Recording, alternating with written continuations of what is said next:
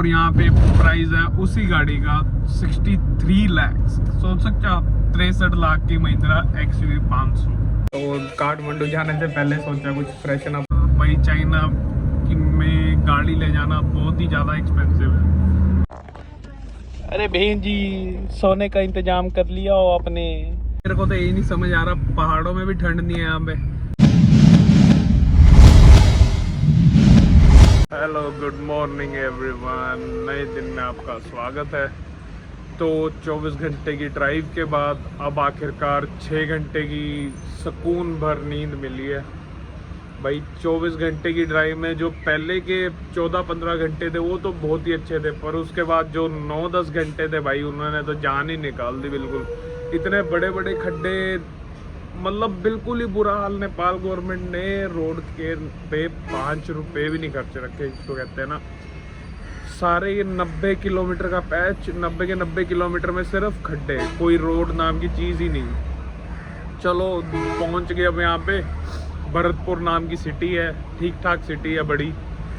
तो रात को आए भाई यहाँ पे तो पूरा बैंकॉक है ये। तो यहाँ पे रास्ते में पूरा जैसे बैंकॉक में माहौल होता है रोड पे, वही माहौल हो रखा था। फिर वहाँ से थोड़ी सी दूर हमने मतलब सिटी सेंटर में होटल ढूंढा, और होटल का कुछ व्यू देखिए बाहर से। ये व्यू है। रात को यहाँ पे लाइन में कपल बैठे हुए थे, यहाँ से लेके वहाँ तक। तो आज थोड़ा भरतपुर घूम के हम निकलेंगे काठमांडू की तरफ। तो काठमांडू जाने से पहले सोचा कुछ फ्रेशन अप हो जाए। दोहा, दाढ़ी कटवाओगे आप भी? दाढ़ी कटवाना है, दाढ़ी। हाँ जी, हाँ जी, हाँ जी बेटा। तो भाई दाढ़ी दूढ़ी करवा के सेट है, अब काम जा रहे हैं नीचे। उसने लिए दाढ़ी काटने के 100 रुपये, नेपाली 100 रुपये, इंडिया के कुछ 50-55 रुपये हो गए। अब यार नेट ही ख़त्म हो गया, 2 GB डलवाया था कल और कुछ यूज़ भी नहीं करा, नेट ख़त्म हो गया 2 GB।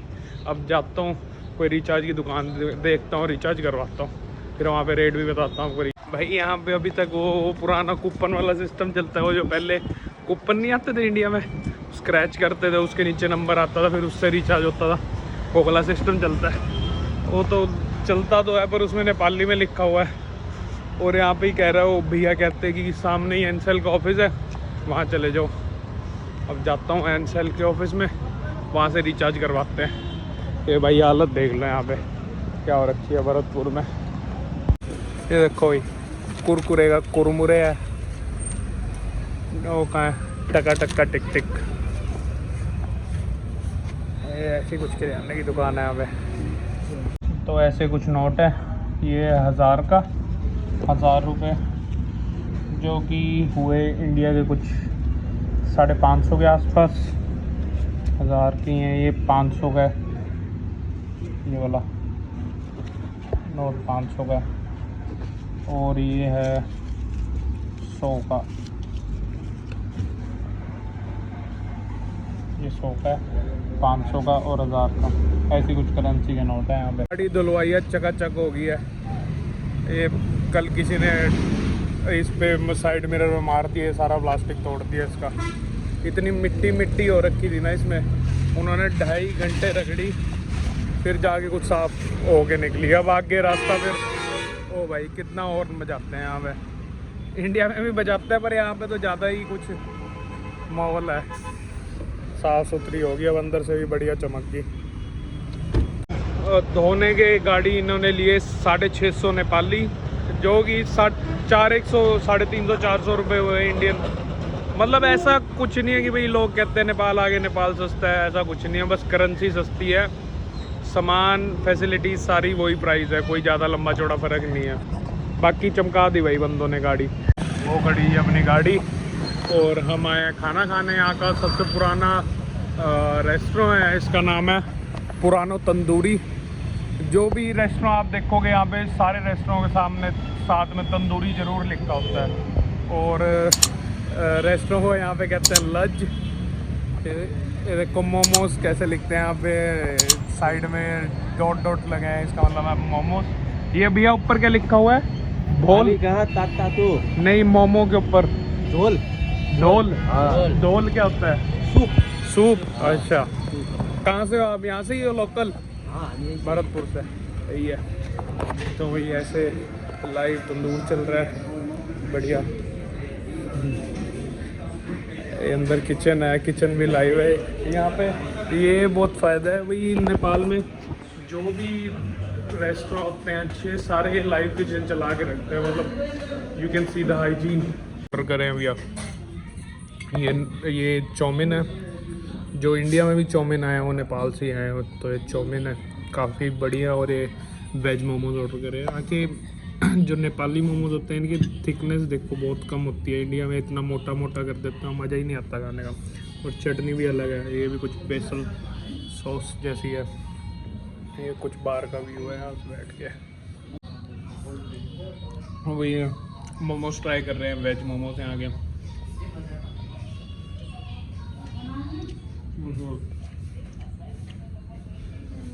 बहुत ही बढ़िया मोमोज हैं आगे,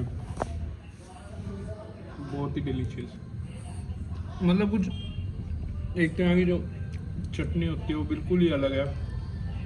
जैसे इंडिया में सिर्फ वो लाल वाली होती है, रेड चिल्ली वाली, उससे काफ़ी डिफरेंट है। ये है कोई बेसिल सॉस, बेसिल जैसी सॉस है, पता नहीं, अलग सा टेस्ट है, मेरे को इसका समझ नहीं आया। पर ये भी काफ़ी अच्छी है, ये भी मोमोज के साथ खाई जाती है।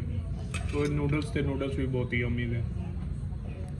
हाँ जी दोस्तों, तो निकल गए हैं भरतपुर से काठमांडू के लिए। फाइनली नेपाल के अंदर सड़क देखने को मिल गई भाई। नहीं तो जो इंडिया से लेके यहाँ तक का जितना भी रास्ता था, पूरे रास्ते में कोई सड़क नहीं थी। अब थोड़ी ठीक सड़क दिख रही है। बाकी कह तो रहे थे लोग कि आगे भी अच्छी है, मेरे को उम्मीद नहीं है। पहले ही यही 5-10 किलोमीटर की होगी, ठीक होगी तो, क्योंकि 138 किलोमीटर्स है और गूगल मैप्स दिखा रहे 5.5 घंटे। बाकी देखते हैं क्या बनता है। 40 किलोमीटर की स्पीड लिमिट दे रखी है इन्होंने। कितने घने घने जंगल हैं चारों तरफ। रास्ते में साइन भी लगे हैं कि भाई बी अवेयर डियर्स अहेड। पहाड़ शुरू हुए हैं थोड़े बहुत, व्यू तो बहुत प्यारा है। आपको पता है यहाँ पे गाड़ियाँ कितनी महंगी हैं, डबल ट्रिपल रेट है सीधा। हम अभी XUV 500 में है, महिंद्रा की आती है इंडिया में कुछ 17-18 लाख रुपए की, और यहाँ पे प्राइस है उसी गाड़ी का 63 लाख। सोच सकते हो आप, 63 लाख की महिंद्रा XUV 500। मैं तो शॉक हो गया था सुन के। जो स्कॉर्पियो आती है इंडिया में 20-1 लाख रुपए की, और यहाँ पर वही 70 लाख रुपए की, 72 लाख रुपए की। ये रेट चल रहे हैं इनके, कमाल है। साइड में बढ़िया झरना बह रहा है। ट्रक ही ट्रक भाई, ये तो बहुत दुखी करते हैं ट्रक। ये जा रही स्कॉर्पियो आगे लाल रंग की नंबर प्लेट में। भाई मेरे को तो यही नहीं समझ आ रहा, पहाड़ों में भी ठंड नहीं है यहाँ पे। वहाँ पे हमारे हरियाणा पंजाब में इतनी ठंड हो रखी है, इतनी मोटी मोटी जैकेट डाल के निकलना पड़ता है। यहाँ पे स्वेटर में भी गर्मी लगती है। और वो भी ये देखो, ये चारों तरफ पहाड़ हैं इतने बड़े बड़े। पहाड़ों में तो इंडिया वाले पहाड़ों में तो बर्फ़ पड़ गई, यहाँ पे बर्फ़ ही नहीं पड़ती कहते काठमांडू में। और इतना ये हिली एरिया है, कमाल है। पता नहीं कैसे पहाड़ है, यहाँ पे बर्फ़ कम पड़ती है। बिना बर्फ वाले भी पहाड़ होते हैं। यहाँ पे पुराने वाली मिनी वैन बड़ी चलती हैं भाई, ये टोयोटा की, चाइना से इंपोर्ट हो रखी होंगी ये मेरे ख्याल से। यहाँ पे तो इतनी महंगी आती हैं। बाकी और भी कई गाड़ियाँ ऐसी जो इंडिया में भी नहीं है, यहाँ पर है। तो अब काठमांडू जाएंगे तो वहाँ से ही जो चाइना का वीज़ा है वो काठमांडू से ही मिलता है। और आप लैंड बॉर्डर भी सिर्फ नेपाल के थ्रू ही क्लोज कर सकते हो, क्योंकि पीछे जब नेपाल और इंडिया और चाइना के बीच में झड़प हो गई थी, उसके बाद से चाइना और इंडिया ने लैंड बॉर्डर बिल्कुल बंद कर दिए हैं। क्रॉस ही नहीं कर सकते आप उन बॉर्डर से। तो अगर आपने क्रॉस करना है तो सिर्फ नेपाल के थ्रू, और भाई चाइना में गाड़ी ले जाना बहुत ही ज़्यादा एक्सपेंसिव है। मतलब जिसको कहते हैं ना बहुत ही ज़्यादा वो है। बाकी अब जाएंगे वहाँ पे काठमांडू, वहाँ पे बंदा है वो काम वाम कराएगा सारे इंश्योरेंस वगैरह। जो क्या नाम है चाइना है वहाँ पे वो कारने जो दे पसाज नहीं फॉलो करते। कारने दे पसाज क्या चीज़ होती है? कारने पसाज होती है कि जैसे हम नेपाल आते टाइम हमें बंसार लेना पड़ा था, तो आगे दूसरी कंट्रीज़ में जाने के लिए कारने दे पसाज टेक्निकल पासपोर्ट होता है। मतलब कि जो आपकी गाड़ी है उसका पासपोर्ट होता है, आपको वो होना बहुत ज़रूरी है दूसरी कंट्री में एंटर करने से पहले। पर चाइना के अपने ही रूल है अलग, उनके अपना ही अलग सिस्टम होता है। तो वो और वहाँ पे आप इस जो इंडिया वाली नंबर प्लेट है इस पे आप ड्राइव नहीं कर सकते। सिर्फ वो अपनी नंबर प्लेट बना के देंगे, नहीं उस पे ड्राइव कर सकते हैं। और उसके बाद लाइसेंस भी जो इंटरनेशनल लाइसेंस है उस पे नहीं कर सकते।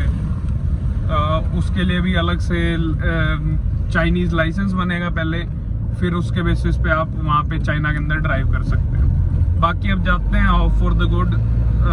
5 बजे उनका शाम को बॉर्डर बंद हो जाता है चाइना नेपाल का, और 9 बजे खुलता है सुबह। देखते हैं 2-1 दिन का प्रोसेस, 2-3 दिन का प्रोसेस है। 2 दिन में हो जाता है कहते हैं। चलो जाम तो फिर भी बर्दाश्त कर लेता है बंदा, पर भाई वो जो सड़कें थी, रात का व्यू था, अगर दिन होता आपको दिखा देता है ना, बंदे की रूह कांप जाए। वहाँ पे कभी ना आए बंदा नेपाल अगर जो सड़कें देख ले। भाई 90 किलोमीटर में 6 घंटे लग सकते हैं किसी को, 20-25 से ऊपर स्पीड ही नहीं कर सकता बंदा। इतने बड़े बड़े गड्ढे थे, छोटे मोटे गड्ढे हो तो भी भगाता ले जाए। ये कर क्या रहा है भाई बंदा? इसके आगे एक भी गाड़ी नहीं है, ओवरलोड कर रखा है ट्रक, चढ़ी आके सारा खाली पड़ा है। हमें जाम में फंसा रखा है यहाँ पे। नेपाल इंडिया बस, ये देखो नेपाल इंडिया की बस जा रही है, आगे पीछे पुलिस है एस्कॉर्ट। वहाँ पे इंडिया में पाकिस्तान की भी बस आती है ना ऐसे, अभी भी आती है। हाँ, जब मैं स्कूल जाते होते थे ना हम छोटे, तो सुबह सुबह दिखती थी 7 बजे NH1 पे जाते हैं नेपाल इंडिया पाकिस्तान की बस, और आगे पीछे PCR होती थी उसके। अभी वैसे ही नेपाल इंडिया की बस दिखी थी, उसमें भी आगे पीछे PCR थी और ऊपर पुलिस वाली लाइटें लगी हुई थी। जाम देखो भाई कहाँ तक लगे हुए हैं, वो देखो आगे तक, जहाँ तक नजर जाए जाम ही जाम। पर ये भाई नीचे बड़ा खूबसूरत नदी आ रही है, सोल्ट लेक जैसी, वाइट कलर की वो है साइड में। ऊपर से देखा था यहाँ पे कॉफ़ी शॉप, रेस्टोरेंट सब कुछ बंद है भाई। अभी तो कोई ठंड भी नहीं है या कुछ नहीं है, पता नहीं क्यों बंद कर रखा है। सुंदर तो बना हुआ है, बस ये मिनी ज़ू खुला हुआ है, उसके अंदर भी कुछ नहीं है। ये ऊपर जाती है केबल कार्ट, मनोकामना टेम्पल करके कुछ है ऊपर, और ऊपर ही रहने का, लोग ऊपर ही जाते हैं। पर नीचे का व्यू काफ़ी बढ़िया है, नीचे जा सकते हैं यहाँ से इधर। दोहा, आज गाड़ी तू चलाएगी? तू चलाएगी गाड़ी? दोहा को टिम्बल ट्रेन में बैठने, दोहा गाड़ी चलाएगी? हेलो कर दो दोहा, हेलो। चलो। अरे बहन जी, सोने का इंतजाम कर लिया हो आपने? ओए दोहा सोएगी अब। सारे रास्ते सोते आए थे, सोते गए थे। ये जिंदगी में क्या करा है दोहा? नेपाल ही नहीं देखा, सारे रास्ते सोती आई है तू दोहा, है दोहा? सारे रास्ते सोती आई है तू, अब सोती जा रही है। और इसकी मम्मी दो आंखें हैं, 2 फूल हैं। कहाँ पे? एंट्री गेट के। अच्छा, निगरानी के लिए CCTV कैमरा आंखों में लगाया हुआ है। आंखों में यही क्या बना हुआ भाई बंदा?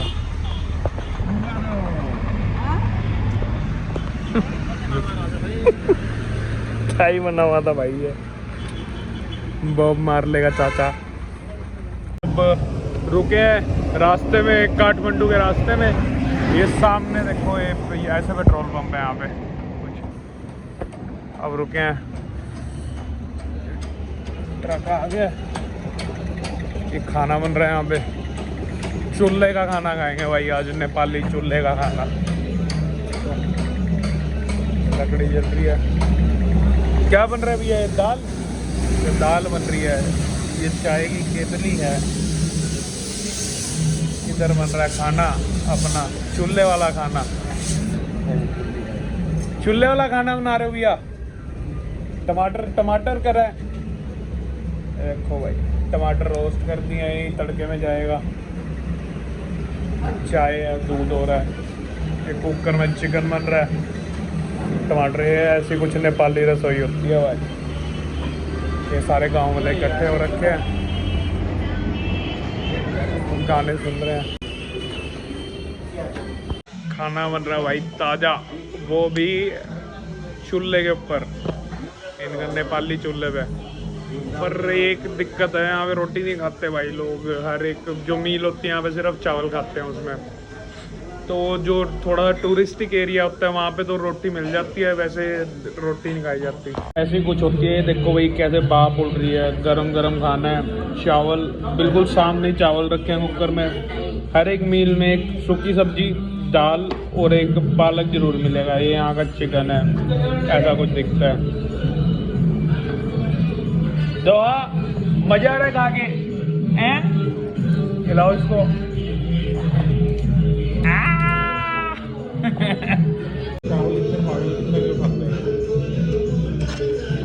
ये है भाई बिल्कुल ट्रेडिशनल खाना और घर का खाना नेपाल का। बढ़िया, एक नंबर। हाँ भाई, दोहा क्यों शोर मचाया हुआ तूने? ओए, तोड़ दे सब तोड़ दे। मैं टमाटर दिखा रहा था तंदूर के अंदर, ये टमाटर की चटनी बनाई है उससे। थैंक यू भैया, वेरी मच। तो भैया यहाँ पे खाना वाना खा के हो गया अपना।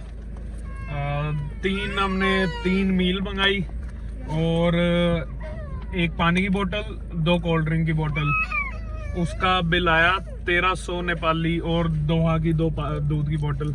अभी दोहा ने आज मोला खाई है पहली बारी जिंदगी में। उसके दिमाग में खारिश हो गई, इतने ज्यादा अजीब अजीब से मुंह बना रही थी उसके बाद। तो अब चलते हैं भाई उसकी काठमांडू की तरफ। 3 घंटे का दिखा रहा है रास्ता यहाँ से, बाकी देखते हैं। अब तक तो रोड ठीक थी, अब देखते हैं आगे क्या बनता है भाई। देखो सामने चलते हैं।